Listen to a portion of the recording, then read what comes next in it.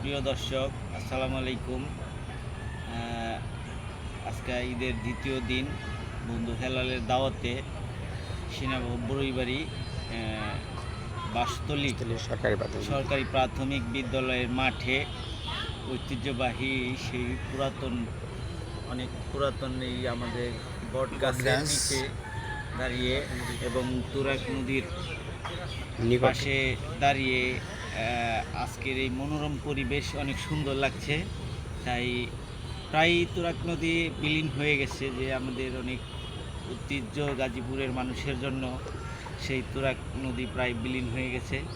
তো আসলে দেখে খুব খারাপ লাগে, তারপরেও আজকে দেখতে আসলাম যে তুরাগ নদীর পাশে দাঁড়িয়ে মনোরম পরিবেশ, কাশবন আছে, এখানে সেই বাসতলী পুরাতন ঐতিহ্যবাহী স্কুল আছে, সব কিছু মিলিয়ে অনেক দূরে দেখা যায় না। আগে দেখতাম অনেক লঞ্চ ট্রলার চলতো এখান দিয়ে, এখন সেগুলোও বিলীন হয়ে গেছে। তাই আমি সকলের কাছে এই বিনীতভাবে অনুরোধ করব যে নদী রক্ষার জন্য সকলেই চেষ্টা করবেন এবং সকলেই যেন এই ঈদুল আজহা সকলের জন্য আনন্দময় হোক, সুন্দর হোক, সকলের জীবনে শান্তি সমৃদ্ধি বয়ে আনুক, এই প্রত্যাশা করি। সকলেই ভালো থাকবেন।